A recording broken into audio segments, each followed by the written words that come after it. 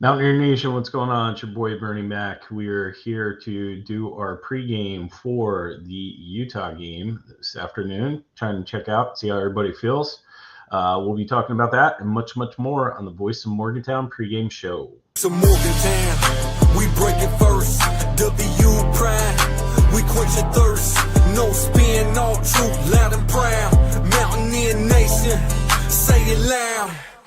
The Voice of Morgantown. VOM, Mountaineer pride, we go all in. First to the facts, last to the spin. It's the Voice of Morgantown. Let's begin.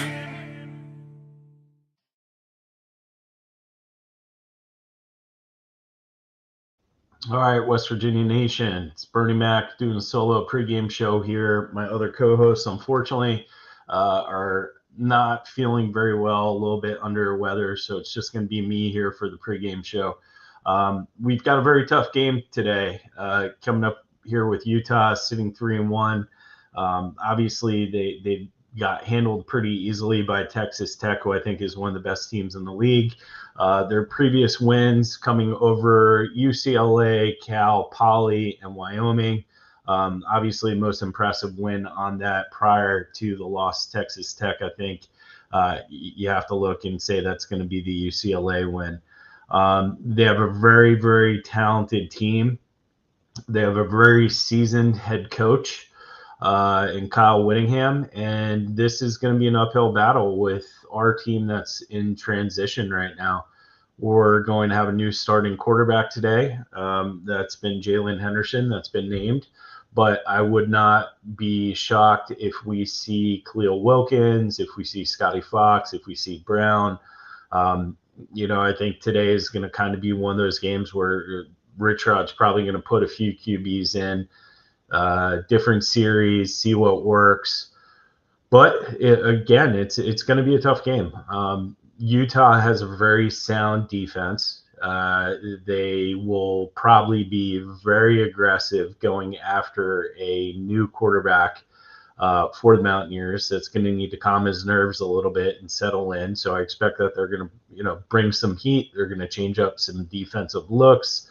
They're going to try and trip him up a bit. So I think that's why Henderson hopefully will be a good move for today's game. He's been around. I would say the same about Brown.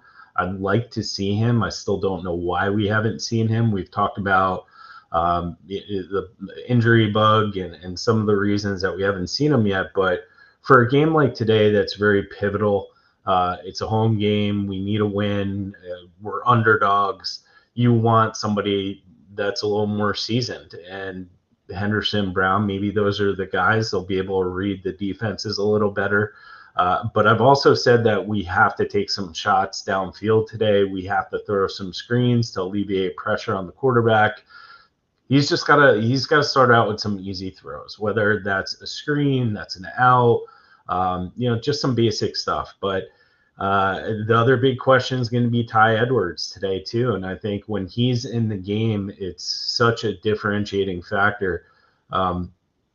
And we just don't know if he's going to go today. I mean, his list is going, but again, if you have a hip injury, it's a nagging injury, especially if it's like right around the soft spot where you're going to continually get hit and it's going to bother you and you're not going to be running 100%. So there's a lot going on today, and we desperately need a win to get us closer to bowl eligibility. And I think obviously if we bring the same kind of energy that we did for the backyard brawl, I think the fans are going to be a key component to the atmosphere and can maybe make Utah a little uncomfortable. But I will say that obviously, as we've seen all year, we have a hard time with dual threat quarterbacks, and it happened in the Ohio game. Obviously happened in the Kansas game. And Dampier is a very good dual threat quarterback. He leads the team in rushing. He's a talented athlete, and he could give us a lot of problems today. And if Zach Alley doesn't change up his scheme a little bit, which I'm sure he'll do, Zach is just too good of a coach not to. it could be another long day for the Mountaineers. So, again, I think it's an uphill battle today. It's not impossible, but it's definitely going to be a tall task to take. So, the other thing I think is going to be interesting with today is going to be whether Rich Rod starts to change his schemes more. I've said that I've really just been very disappointed in a lot of his play calling. I'm really hoping to see him take some more shots downfield, but I also want to see different people getting involved. There's a good opportunity with a lot of these young guys to step up and really do some good things to put themselves on the map and solidify their position moving forward. So Gallagher is a big one for me. I want to continue to see him thrive, succeed, but you have to give him the opportunity to do that. Obviously, we're going to have some shifts at running back. I think we have a very deep, talented running back pool. But again, you have to give the guys the opportunity. You can't have the defense consistently stacking the box against any of our running backs, unless Ty Edwards, in my opinion, is the only guy right now that could really kind of break that kind of stack. But we have a lot of talent on our team as well that really we haven't seen yet this year. So there's so many different nuances and variables that could go in today's game, but at the end of the day, do I think West Virginia is out of the game early? No, I don't. I think that Zach Alley is going to be able to scheme a little bit. Maybe our defense makes something special happen, keeps us in the game, which they've done the majority of the season. And you never know what could happen at the end of the game, right? So we just need to keep it close, give ourselves a chance to win. And hopefully we could come out of here with a conference win. I do think Jalen Henderson, and I've said this, right? I'm not the biggest Jalen Henderson fan just because I feel like he's a senior. We have guys that are pretty equivalent from a talent level. I do think Henderson's going to be able to settle and stabilize himself a little more. He's going to have a little bit more of a maturity factor that could factor into the game today. But at the same time, you look at a Khalil Wilkins, you look at a Scotty Fox. Do I feel they have more talent or equivalent talent than Henderson? I do. But Henderson also has not had a shot to be in for multiple series, and maybe he's going to do something different today. Maybe we'll see him complete a few more passes. His percentage will go up, and maybe he'll take over the lead role throughout the rest of the season, because him and Brown are the only two that played at a high level against good competition. And let's not forget, I mean, this is SEC competition for both those QBs. I'm really hoping that they're going to be able to settle in early and just kind of lead the team. And that's what you're supposed to be doing as an upperclassman, right? And somebody that has the kind of experience that they have. So I guess those are like some points I'm just focusing on today. I've seen a lot of the pundits. Everybody's not giving us a chance. Everybody's got us as, 2-score underdogs, all this other kind of stuff. I don't know. I mean, West Virginia, if there's anything we know, it's that things happen in Morgantown that sometimes surprise you. And I do feel like the fan base has been much better this season than we've seen. Specifically, a lot of credit to the student section. I think they've been great this year through all the home games. And I think that if we bring a good amount of energy to this game today, we have a good chance of pulling off the upset. Now, there's a lot of talk about Nico, and I'll just address that quickly. I said this on the show last night. I said it on Mountaineer Paul's show when he had me on as a guest. I don't think we're going to see Nico ever again in a Mountaineer uniform. I just don't. I think his foot injury is going to be worse than it's been predicted. Any kind of hairline or small fracture in the foot is like one of the worst pains you could experience, and it will affect your throwing and running ability. So it's not like you can kind of mask it, because you're uncomfortable the whole time. The pain, as soon as you start to move, is going to put that kind of thought in your head of like, ow, ow, ow. And then you're just not going to feel good, right? Like, it's like anything else. So I think about Nico. I love Nico. I think he's been a true Mountaineer. He stuck it out. I wish he would have had a better start. I wish that the coaching staff would have been more behind him. but I can't look at Nico and say that I would blame Nico if he leaves West Virginia after the season, because there's no way he feels supported by Rich Rodriguez and his staff consistently shuffling him out. And you can't do something like that and burn a year of eligibility, and you just can't risk it, right? I mean, we all have to realize that Nico's goal is to make the NFL someday. And if you lose a year of eligibility because you tried to do the right thing and stay within a program, but then that program didn't support you and Rich Rod pulls him out after 3 games, he loses that entire year of eligibility, and it puts him even further back from being able to make an impact and achieve his dreams. So I love Nico. Him, his dad, whole family, awesome. I wish them nothing but the best no matter what they do.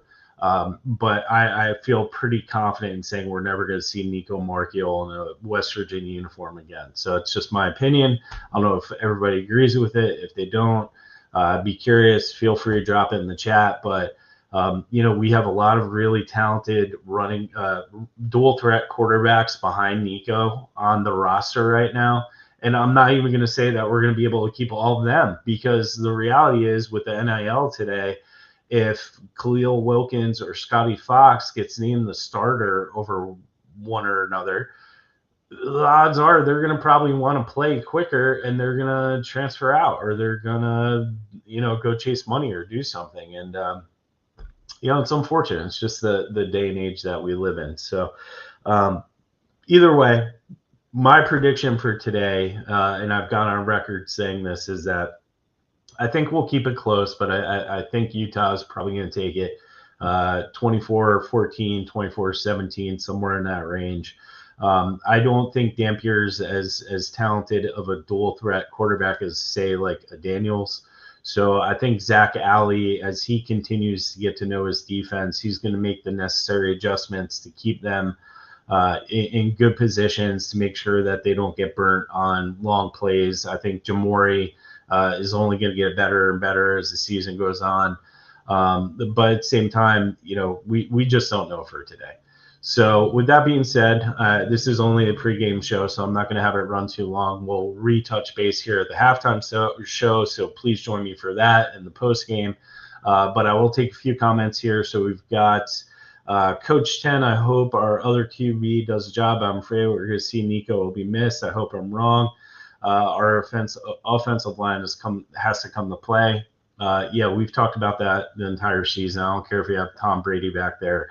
The amount of time Nico has had, even when he was healthy, to make decisions it's difficult, and it's not going to allow you to go through your progressions, find your primary targets. And if Rich Rod is telling him to be too conservative and not allow him to throw and put it up to like a Cam Vaughn to where he can make a one-on-one play, it's going to be tough. And I don't think that they're generally putting them in a position to be strong and move forward. So let's see. One more comment here. Coach 10, I agree with you. I'm a Nico supporter. Rod's hard-heading, need Taylor off. Yep, agreed again. And that is my concern. I've said on my show I did last night, I said it with Mountaineer Paul. Rich Rod is definitely an old school coach, right? But sometimes old school coaching doesn't necessarily lend well to the youth of today, and it's just not the same environment. And I think Jacksonville State for him was different because you expect the attrition of transfers and things like that happening pretty frequently. But when you get to our level, and we've seen it, right? Like you think of a Tyke Smith, you think of a Jeremiah Trotter, the level of talent we've lost for one reason or another, it hurts, right? And the only way you maintain that talent is if you have good discussions, if you have clear communication, and they are willing to buy into what you're trying to sell them. So, if you're an a-hole and if you're just being combative, which we all know that Rich Rod can be, it's not going to lend well to today, because at the end of the day, the kids don't need to put up with it. And they're not going to be looked down upon anymore from NFL scouts for going to chase money.